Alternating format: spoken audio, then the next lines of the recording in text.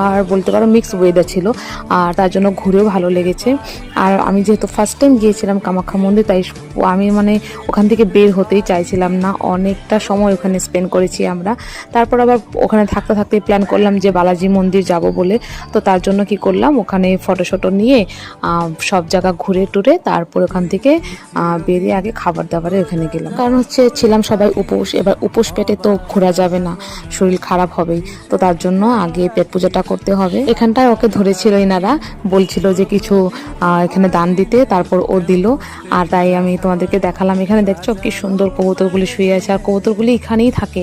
তো আমিও নিচে চলে আসলাম। এবার এখানটায় সবাই মিলে একটু ভিডিও আর একটু ফটো নিচ্ছিলাম। আর হ্যাঁ, একটা কথা তো একদম বলতেই ভুলে গেলাম, তোমরা যদি আমার এই ভিডিওটা পেজ থেকে দেখে থাকো তাহলে প্লিজ আমার পেজটিকে ফলো করে দিও। আর যদি ইউটিউব থেকে দেখে থাকো তাহলে আমার চ্যানেলটিকে প্লিজ প্লিজ প্লিজ সাবস্ক্রাইব করে দিবে কিন্তু। আর